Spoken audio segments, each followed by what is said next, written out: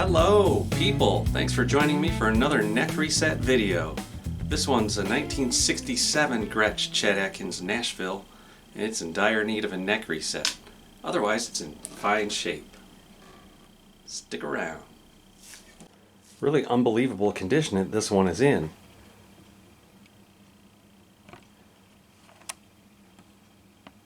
The bridge is decked down pretty far, and the action's still pretty much sky high. We're going to need to stabilize this binding rod first before we go cutting and separating that whole joint. So let's do that first. Okay, the first thing I'm going to do is drop in some fill and finish thin mixed with a little bit of dioxane and acetone. So it's a real thin mix. And now I'm looking at it going, some of the color's wiping off too. So maybe I'll be a little more careful. Actually, I don't like that brown color. Maybe I should wipe that off. So I'm wiping straight acetone over this to clean off this dark brownish color that's staining the whitish binding. I'm kind of bleaching it out, aren't I? I'd rather do that now and add a little vintage amber over top later.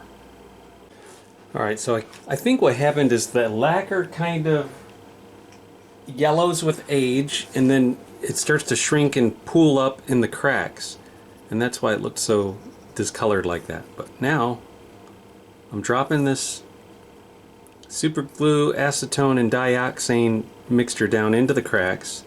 I'm going to accelerate, and this will stabilize the area.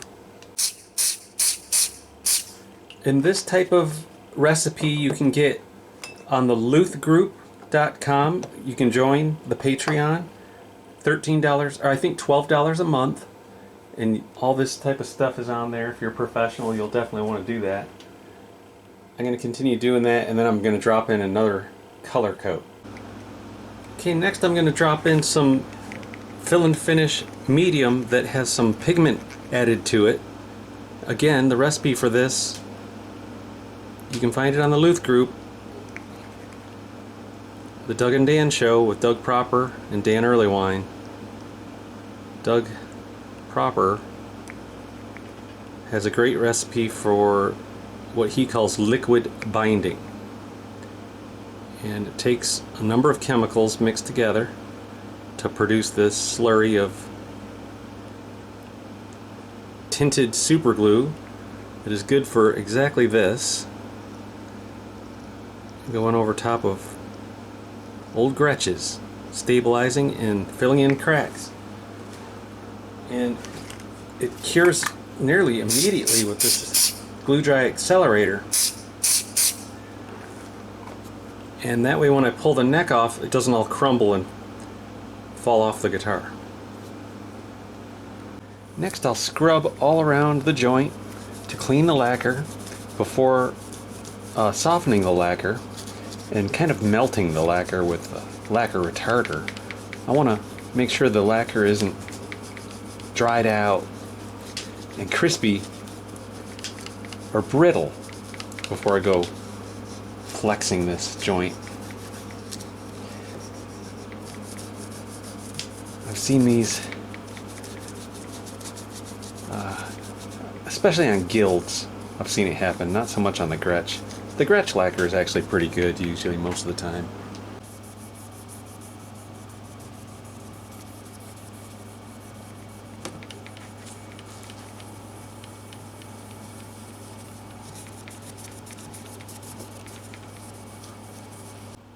And that left us with an action at the 12th fret of 6/64, which is 2.4 millimeters. Now when I get the neck to have a little relief in it, that's going to make things worse. And the bridge is all the way decked to as low as it can go.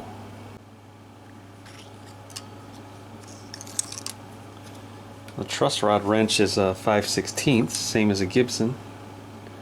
We'll want to go lefty-loosey.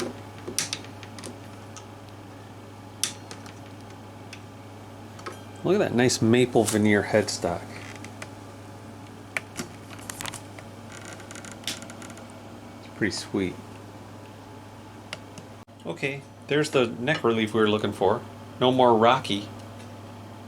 No rocky rolly. How much relief exactly? 6/1000ths of an inch. Well, hold on. This says it's still in a back bow. But I don't think, maybe at the 7th fret's a little high. I don't know. Let's see if about the 8th fret. 3/1000ths.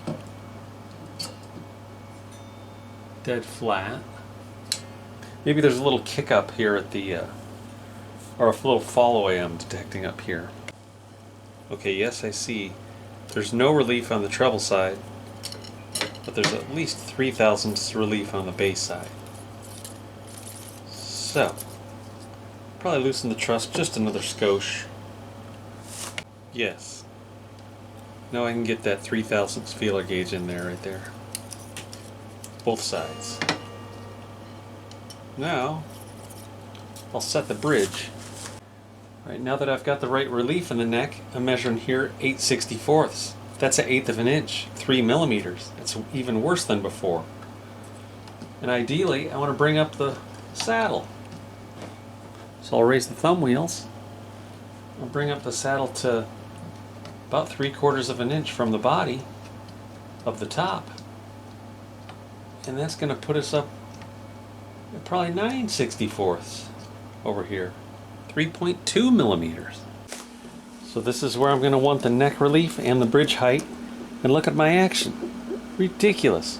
So I want to adjust the neck angle to accommodate those two settings, which will get us down to about 4/64ths, about half that height that we're at right now when we're finished.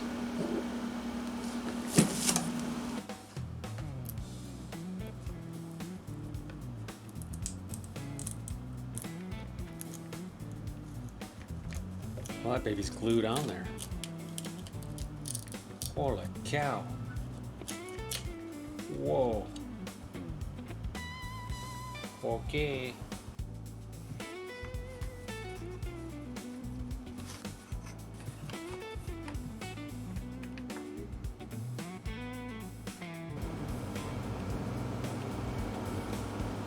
This is lacquer retarder. I spread it all around the joint. That way when I score it in a little bit, it won't chip.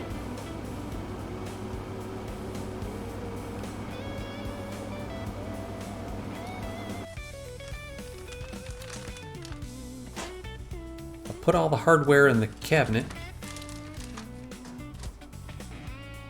and grab me some paper towel.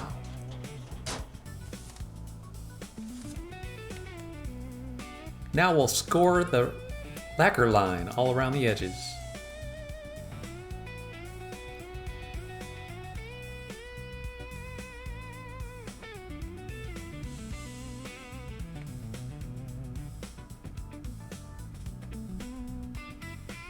This is a heat stick.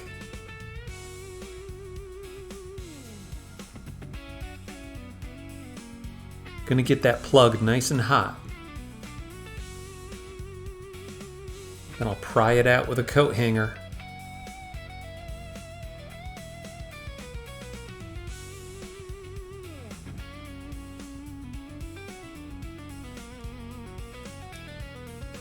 I'll repair the center of the plug prior to reinstalling it later.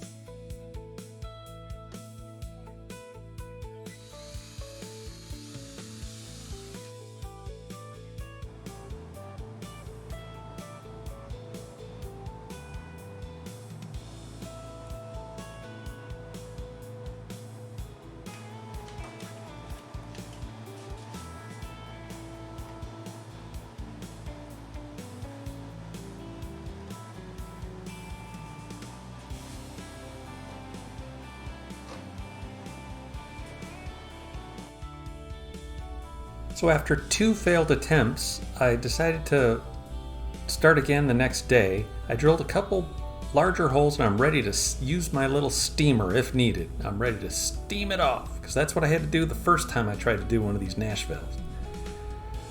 But luckily for me, I only had to leave the heaters in for 8 minutes and I could feel that it was getting really super hot. Pulled them out after 8 minutes and threw them back over here into the StewMac guitar repair vise. As you can see, it's gooey, ooey gooey.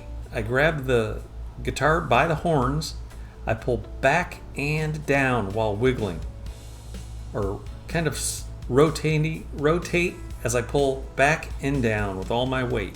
You can see the bench starting to slide forward. That's because the bench is on these big casters. And I was using all 140 something pounds of my weight there. Here's a slow-mo replay for you, right when the neck pops loose.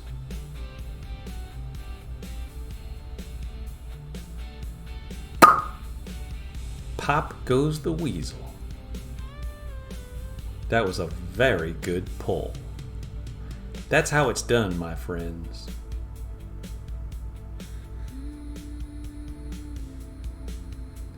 But the one thing I would do differently is I would pull that 18th fret and put a heater down in that void behind the tenon. And the reason I don't leave the heaters on for any more than 10 to 12 minutes at a time is because I don't want that center seam there on that tenon to separate or delaminate. There's a little piece of walnut down the center, and so there's 2 glue lines that can separate if you're not careful or if you leave the heat on for too long. Anyways, this is glue used at the the Gretsch factory in the 60s.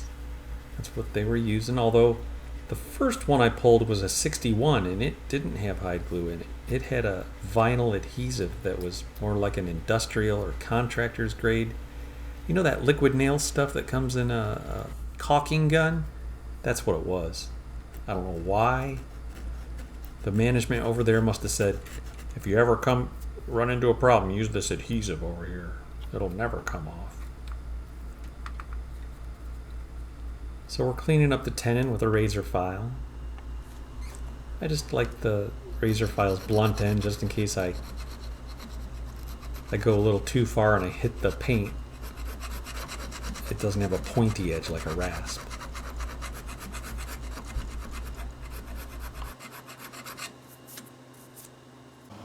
So you can kind of see the glue residue. They do glue the cheeks to the side, so it's really important to get that heater in the 14th fret, 15th, 16th, 17th fret, but the 18th fret back down here is good to run a heater because there's a void behind this tenon.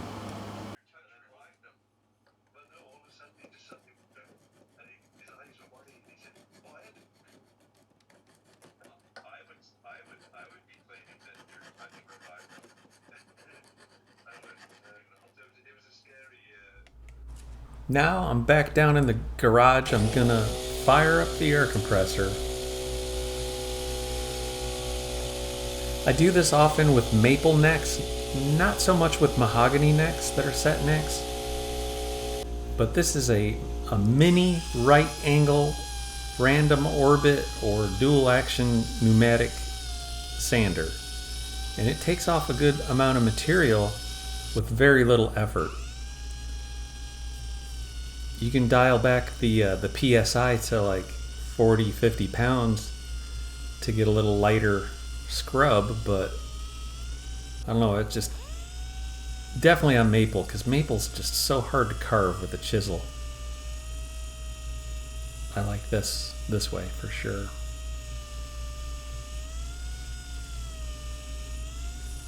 It's like a 60 grit pad or disc. Once I get down my tape line, I'll remove the tape and I'll pull the sandpaper to try to marry up the neck to the body.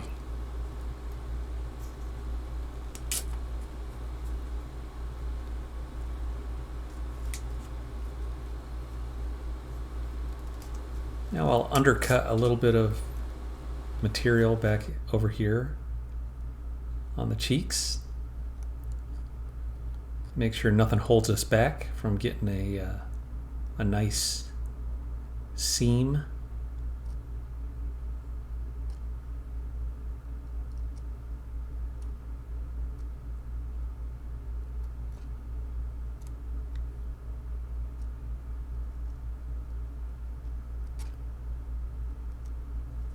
It wasn't fitting so great on that side, so I used a little sandpaper on a stick.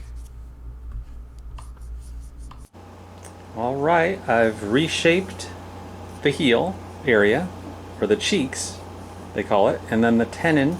Took a little material off here. Now there's a shim that's going to go on this side, but it's over on the mortise. So over here on the mortise, I'll drop in a little shim, and I'll glue it in as we set it. This is here because when I push my clamp down here, I don't want it to force the tip the neck forward and pull the heel away. So that's what the craft stick is there. All right, let's glue her up. Now before I set the neck at its new angle, I want to plug this hole because the geometry has changed and the screw hole might be at the wrong angle now. So I'll just use a little dowel with a little bit of Tight Bond Original. I got a couple grooves in this dowel to hold the glue, and we'll tap it in.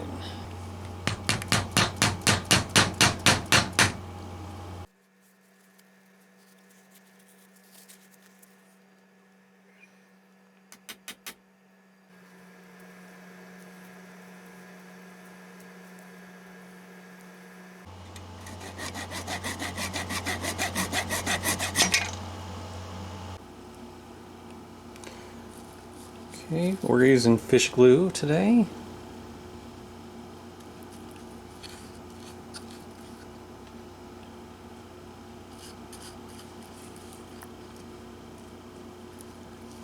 Because it has a long open time. And this is going to take me a minute. I got a bunch of clamps for various reasons. I got a bunch of clamps I'm going to put on the neck just to weigh it down as it cures. And it's going to cure in the upright position. Put my little shim in place.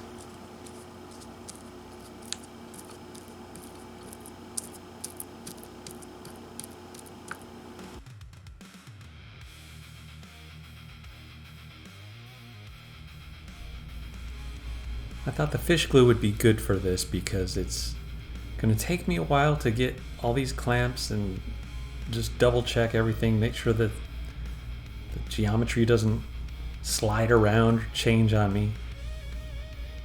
With hide glue, if you put it together, it could stick and you can't adjust it, you know. And it's gonna cure upright. So we'll have two clamps down here holding the neck to the body.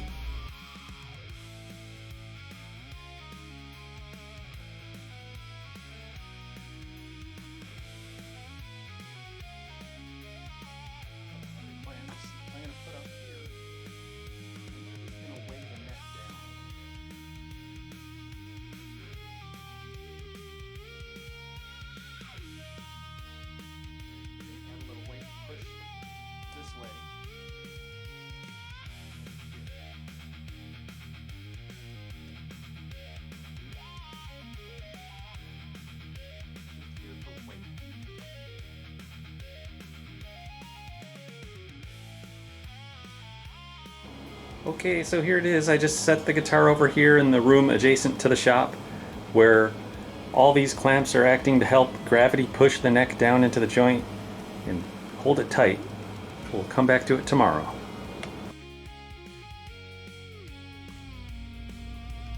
So I've prepared this 140 Fahrenheit pot of water with OBG. That's old brown glue. Yep.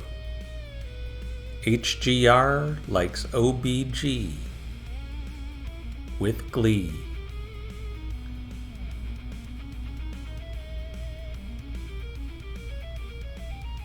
we'll use it to fill in these fret slots and the voids left by the heaters.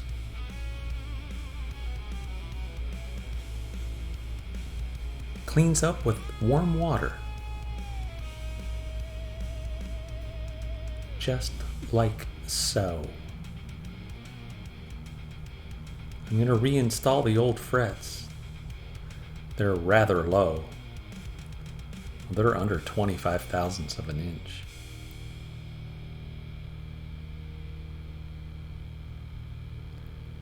That's about the width of a gnat's whisker.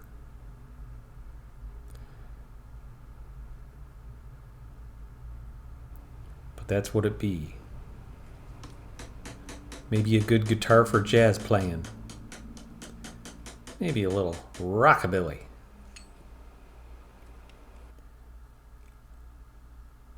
And then I'll level sand the frets just up here at the top of the body joint. It just took a little light leveling with sandpaper on a beam. And now I recrowned a little bit with the 3-corner file, my usual. Not pictured here, but I'll work my way up through the sandpapers to homogenize the crowns. I'll use the 3M maroon Scotch-Brite pad over the frets and the wood.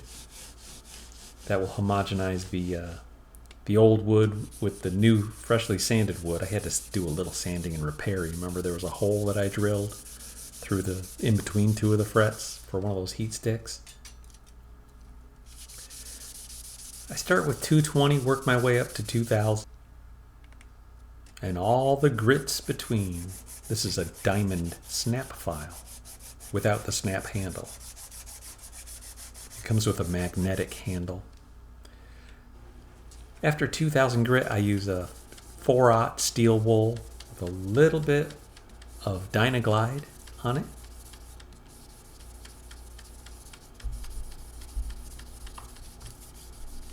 And then I like to use the Howard's Feed and Wax, which is beeswax and oil. There you can see that little patch that I did, that little, in between the, what was it, the 17th and 18th fret, there was a tiny little hole that I drilled. I filled it in with CA glue and rosewood dust. Next we'll reinstall the hardware. I think before I'm done, I might even put a shim underneath the bridge pickup. Because when I did the sound check demo and played with it, I thought, this bridge pickup sounds a little weak, little wimpy. Like it could use a little more bottom end. I want to get it closer to the strings. Then a few little finish touch-ups I still got to do, but I'll do that over the next week or so as I see if that neck pulls back into the relief that I want to have the neck in. It's a little too straight right now, and I'll show you why.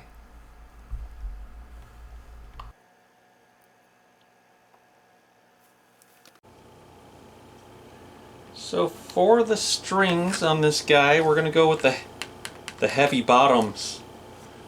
Big bottoms. Talk about mud flaps. My girls got them. And the reason for that is they had that truss rod over tightened for so many years that the neck doesn't want to pull up into the normal amount of relief that you want in an electric guitar neck. And these heavier strings will help that wood kind of relax and go back into a relief shape. And then when... Oh, and also, you might be seeing this guitar on another YouTube channel here. It's called 12-Foot Chain, where Doug does like classic rock oldies guitar tutorials. He does deep dives into exactly how they're played, how they were done on the record. It's really great stuff. Check out 12-Foot Chain on YouTube. Guitar lessons, classic rock oldies. You'll see this guitar on there. Hopefully he'll be doing some birds or some, you know, I don't know who else played these things. Neil Young or someone. So the last thing I'll do is, you know, I refinished this plug, but I need to re-drill the hole and insert the screw first and then glue in this plug because I filled in the hole with a dowel. I'm also gonna sand and put a light coat of finish over this area that yellowed. I don't know what happened there. But, oh, and this, I gotta sand this down. I had a couple dents. But that's it. I'm gonna give you a quick sound demo on this guitar and then get back to work. I got a lot of cool stuff to work on.